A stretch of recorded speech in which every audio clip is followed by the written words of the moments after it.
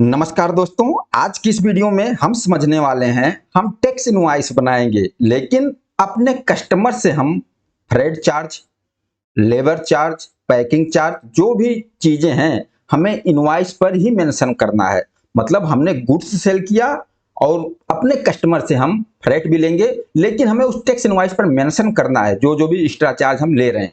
तो इसकी इनवॉइसिंग कैसे करेंगे, इसका ई बिल कैसे बनाएंगे, जीएसटी R1 में किस तरीके से शो करेंगे, पूरा मैटर हम प्रैक्टिकल वाइज समझने वाले हैं। और इसमें कोई बहुत ही बड़ी बात नहीं है, 2 मिनट का काम है, सिर्फ स्टेप बाय स्टेप आपको समझना है। देखिए, हमारे किताब में जो हमारा बुक्स ऑफ अकाउंट है, इसमें 2 तरीके से अगर हम फ्रेट चार्ज का लेजर बनाकर बिल पर चार्ज कर रहे हैं, टैक्स इनवॉइस पर चार्ज कर रहे हैं, तो एक फ्रेट चार्ज, ट्रांसपोर्टेशन चार्ज हमारा होता है खर्चे वाला, क्योंकि हम भी कोई चीज किसी से परचेज करेंगे, कोई इनवार्ड सप्लाई लेंगे, हम ट्रांसपोर्टर को पेमेंट करेंगे तो हमारा खर्चे में जाता है।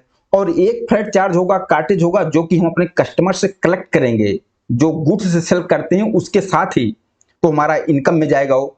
तो आइए स्टेप बाय स्टेप स्टार्ट करते हैं। मान लीजिए मैंने कोई गुड्स सेल किया अपने कस्टमर को, और मैं एग्जांपल ले लेता हूं, मैंने फर्नीचर का काम है, फर्नीचर सेल कर रहा हूं, चेयर सेल कर रहा हूं, कुर्सी सेल कर रहा हूं, तो उसका हम टैक्स इनवॉइस बना रहा हूं और उस पर मैं कार्टेज लगाऊंगा, लेबर चार्ज भी लगाऊंगा। तो आइए सबसे पहले सिंपल सा आपको अपने टैक्स इनवॉइस के ऑप्शन पे आ जाना है।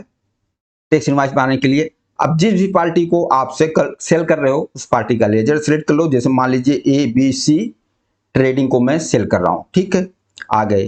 तो नॉर्मल चीज है, जिस तरीके से हम इनवॉइस बनाते हैं और परचेज करके हमारे पास वो आइटम होगी, हमने सिलेक्ट कर लिया। अब यहां पर वह आइटम ले लेंगे जो आइटम हमने सेल किया है। क्या? फर्नीचर सेल किया, ठीक है। Furniture 1000 piece, 1000 piece furniture item ले लेते हैं। अभी जो गुड्स, जो आइटम हमने सेल किया उसकी इनवॉइस बना रहा हूं, ठीक है। 600 रुपया रेट, 6 लाख। अब यहां पर जो गुड्स हमने सेल किया 1000 पीस फर्नीचर, उस गुड्स का वैल्यू 6 लाख हो गया, लेकिन हमें भाड़ा भी दिखाना है इस पे अलग से। अब फ्रेट दिखाने के लिए आपको यहां एक लेजर बनाना पड़ेगा, फ्रेट कार्टेज जो भी होगा आप लेजर बना लीजिए। कैसे? कार्टेज फ्रेट का, कार्टेज फ्रेट का। अगर लेजर आपके पास नहीं है तो यहां Alt+C प्रेस करेंगे, लेजर आप क्रिएशन पे आ जाओगे। अब देखिए, चाहे आप यहाँ कार्टेज के नाम से, कार्टेज एंड लेबर के नाम से लेजर बना लो, अगर लेबर चार्ज भी लगा रहे हो, कार्टेज या फ्रेट के नाम से बना लो, लेकिन इसको इनडायरेक्ट इनकम में रख लीजिए। क्यों? क्योंकि यह आपका इनकम का पार्ट होगा। जैसे आप गुड्स बेच रहे हो तो जो टैक्स इनवॉइस बन रहा है आपका, जो गुड्स हुआ इनकम में जा रहा है, तो ये भी आपका इनकम में जाएगा, क्योंकि ये खर्चे में नहीं जा रहा आपका, या इनकम में जा रहा है, आप अपने कस्टमर से कलेक्ट कर रहे हो उसको। तो कार्टेज या फ्रेट को आप इनडायरेक्ट इनकम के अंदर रख दीजिए। ओके, अब यहां पर इस पे HSN वगैरह इसका अप्लीकेबल कर दीजिए। यहां पर HSN शो कर दीजिए, क्या? 996511, जो गुड्स ट्रांसपोर्ट बाय रोड की सर्विस है, जो हम मिक्स अपने गुड्स के साथ दे रहे हैं, HSN डाल दीजिए। यहाँ डिस्क्रिप्शन इसका जो कार्टेज फ्रेट, कार्टेज लेबर जो भी आप चार्ज करते हो मेंशन कर दीजिए। टैक्सेबल है और इस पे 18% GST। क्यों? क्योंकि जो गुड्स, जो आइटम मैंने बेचा है उस पर GST रेट 18% है, तो इस पर भी 18% हम GST कलेक्ट करेंगे।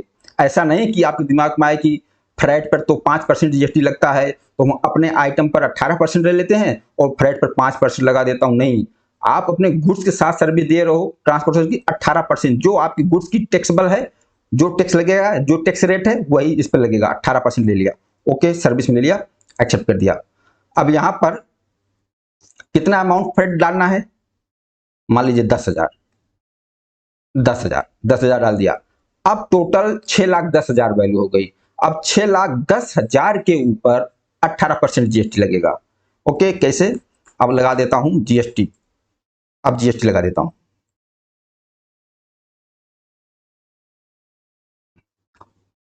GST, GST, output GST, output IGST, क्योंकि सेंट्रल है, दिल्ली का है। तो 6,10,000 के ऊपर 18% GST, 1,09,800 GST बन गया। टोटल इनवॉइस कितने की बन गई? 7,19,800। अगर आप डायरेक्ट टैली से ही अपना ई इनवॉइस ई बिल जनरेट करते हो तो यहाँ यस करके डिटेल को ओके करके डायरेक्ट यहाँ से जनरेट हो जाएगा। लेकिन अगर आप टैली से डायरेक्ट नहीं जनरेट करते हो तो आपको मैनुअल ई बिल बनाना पड़ेगा। अब जैसे ये इनवॉइस हमने बना दिया, ओके, अब इस इनवॉइस को हम देख लेते हैं। ये इनवॉइस, इस इनवॉइस को ओपन किया हमने, ये देखो ये इनवॉइस बन गई। जिसको सेल किया उस पार्टी का नाम, एड्रेस, जीएसटी नंबर सब आ जाएगा। अब यहाँ पर जो आइटम मैंने बेचा, देखो फर्नीचर चेयर्स जो है इसका HSN कोड आ गया, क्वांटिटी 1000 पीस, किस रेट में बेचा, इस फर्नीचर की वैल्यू 6 लाख। और नीचे हमने जो कार्टेज फ्रेट शो किया इस पे HSN भी शो किया है, HSN आ गया इसका, और 10,000। अब 6,10,000 के ऊपर GST लग गया है। ये देखिए यहाँ 6 लाख अपना इस HSN की वैल्यू और 10,000 जो हमने फ्रेट या कार्टेज लगाया है। 6,10,000 के ऊपर 1,09,800 GST, टोटल 7,19,800 का बिल बन गया। अगर आपको अब इसका मैनुअल ई बिल बनाना है तो किस तरीके से बनाओगे, तो जितने का टैक्स इनवॉइस है इतने का हमें ई बिल बनाना है। तो आ जाइए ई बिल पर, देखिए आप ई बिल को लॉगिन कर लोगे। सबसे पहले यहाँ आप लॉगिन करोगे, यहाँ पर हमें आइटम वाला चीज समझ रहे हैं, जो आइटम हमें इंटर करना है। प्रोडक्ट नेम में पहले आपका चेयर फर्नीचर डाल दिए, उसका HSN कितनी क्वांटिटी है 1000 पीसेज में, उसकी टैक्सेबल वैल्यू कितनी है, यहाँ GST रेट। अब लेकिन आपने इस पे 10,000 कार्टेज लगाया है, तो ऐसा नहीं कि आपने जो फर्नीचर वाला HSN डाला है, जो 1000 पीस क्वांटिटी डाली है, जो 6 लाख, इसको सीधा आप 6,10,000 लिख दो। अगर आप इसको 6,10,000 लिख दोगे फिर तो ये फर्नीचर की वैल्यू हो जाएगी, क्योंकि आपको GST R1 भी फाइल करना है और GST R1 में अलग अलग HSN दिखाना है। तो GST R1 में आपको ये HSN के सामने इतना क्वांटिटी, ये वैल्यू दिखाना होगा। तो इन बिल में भी आप प्रोडक्ट का वही अमाउंट रखो और नीचे देखो, अब कार्टेज है ये तो सर्विस है, इसका SSC कोड होता है, लेकिन जितने का आपका टैक्स इनवॉइस है ई बिल तो उतने का बनाना है। तो आप यहाँ पर कार्टेज लिख दीजिए और उसका HSN लिख दीजिए। क्वांटिटी की जरूरत नहीं है, यूनिट की जरूरत नहीं है, यहाँ 10,000 अमाउंट लिख दीजिए और उस पर 18% GST सिलेक्ट कर लीजिए। अब टोटल टैक्सेबल अमाउंट 6,10,000, 6,10,000 पर 18% GST लग गया। टोटल इनवॉइस कितना, ई बिल का अमाउंट 7,19,800। इस तरीके से आप ई बिल बना दीजिए। ये आपका ई बिल हो गया 7,19,800 का और आपका ये टैक्स इनवॉइस हो गया 7,19,800 का। ओके, कार्टेज हमने दिखा दिया, सिंपल सा है, इसमें कुछ भी टफ वाली ऐसी कोई बड़ी चीज नहीं है। अब देखिए अब GST R1 में कैसे करना होगा। अब मान लीजिए इस तरीके से आपने पूरे मंथ सेल किया, अब जुलाई मंथ का मान लीजिए आपको प्रॉफिट एंड लॉस अकाउंट देखते हैं, ये देखो अब GST R1 हमें फाइल करना है, ठीक है। अब इस मंथ में देखो हमने सेल्स, जो गुड्स की सप्लाई की हमने, जो हमारा गुड्स था 6 लाख का सेल किया, देखो सेल्स अकाउंट में 6 लाख आ गया, पूरे मंथ का मैंने मंथ वाइज कर लिया है। और इसके बाद हमने 10,000 रुपया कार्टेज फ्रेट पे, ये भी हमारे इनकम की तरफ आ रहा ना, जैसे हमारा माल 6 लाख का सेल किया, इनकम की तरफ आ रहा है, अपने कस्टमर से कलेक्ट करूंगा। इसी तरीके से हमने अपने बिल पे 10,000 भी लगाया, ये भी हमारे इनकम की तरफ आ रहा है, अपने कस्टमर से कलेक्ट करेंगे। अब 6 लाख हमारा सेल और 10,000 है, टोटल कितना 6,10,000। 6,10,000 को हमें GST R1 में दिखाना होगा और इस पर 18% GST लगाना होगा। कि चलिए GST R1 में इस इनवॉइस को हम अपलोड कर देंगे। आ जाते हैं GST R1 में, इनवॉइस को अपलोड कर देंगे। मेन मुद्दा हमारा है कि हमें जो HSN समरी में दिखाना है, HSN वाइज दिखाना है। तो हमने जो ये हमारा जो प्रोडक्ट था ये 6 लाख का, तो 6 लाख का जो हमारा चेयर था हम उसका प्रोडक्ट नेम डाल देंगे, जो उसका HSN कोड था HSN कोड मेंशन कर देंगे। 6 लाख टैक्सेबल वैल्यू है, 6 लाख टैक्सेबल वैल्यू, 18% GST।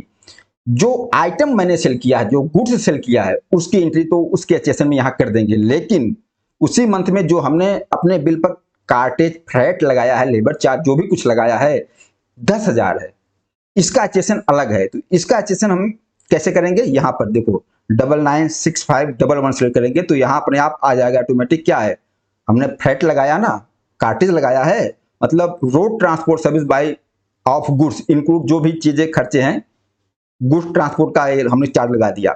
अब यहाँ पर ना तो आपको कोई क्वांटिटी देनी है, कुछ भी नहीं देना है, यहाँ पर सीधा टैक्सेबल कितना अमाउंट है टैक्सेबल वैल्यू कितनी है 10,000। जो ये देखो हमारे प्रॉफिट एंड लॉस अकाउंट में 10,000 है, 10,000 हमने यहाँ दिखा दिया। कितना इस पे जीएसटी रेट है 18%।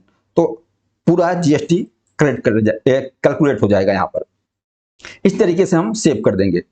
हमने फ्रेट अलग से दिखाया, उसकी एचएसएन वाइज जीएसटी आर1 में समरी दिखा दिया, जीएसटी आर1 दिखा दिया। अब 6,10,000 जैसे हमने सेल किया तो 6,10,000 हमने, ये जो हमारी किताब में दिख रहा है ये हमारे जीएसटी आर1 में भी गया।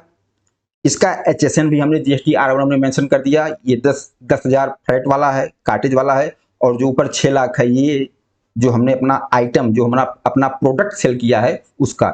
इस तरीके से अगर हम गुड्स सेल कर रहे हैं और बिल पर ही फ्रेट लगा रहे हैं, कार्टेज लगा रहे हैं, पैकिंग चार्ज लगा रहे हैं, लेबर चार्ज लगा रहे हैं, जो भी लगा रहे हैं, इस तरीके से हम बिल बनाएंगे और इस तरीके से जीएसटी आर1 में भी मेंशन करेंगे, उसका ईबे बिल भी इस तरीके से बनाएंगे। बस सिंपल सा, और इसमें कहीं भी मुझे नहीं लगता कोई कंफ्यूज होने वाली बात है या कोई बहुत बड़ी चीज है, कुछ भी नहीं है, बहुत ही सिंपल है जो चीज हमने अभी डिस्कस किया।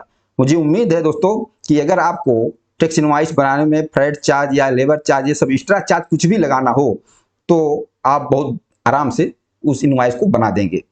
और कई लोग क्या है, इसको काफी कंफ्यूज कर देते हैं, इसको फ्रेट में डाल दो, एक्सपेंस में डाल दो, लेकिन ना, आप देखो हमने इसको इसलिए कार्टेज कर दिया। हो सकता है हमने फ्रेट वाला अपना एक्सपेंस में ले रखा हो, जो ट्रांसपोर्टेशन सर्विस लेता हूँ, फ्रेट की सर्विस लेता हूँ, जो हमें ट्रांसपोर्टर को पेमेंट करना होता है, जो हमारा एक्सपेंस होता है, सेम लेजर ना हो जाए, इसलिए इसको कार्टेज कर दो, कार्टेज फ्रेट कर दो, कार्टेज लेबर चार्ज कर दो, और ये अपने इनडायरेक्ट इनकम में कर दो, क्योंकि यह इनकम है, ये पेमेंट आपको मिलेगी अपने कस्टमर से। दोस्तों बाकी आप लोग बताना यह वीडियो आप लोगों को कैसा लगा। नमस्कार, धन्यवाद।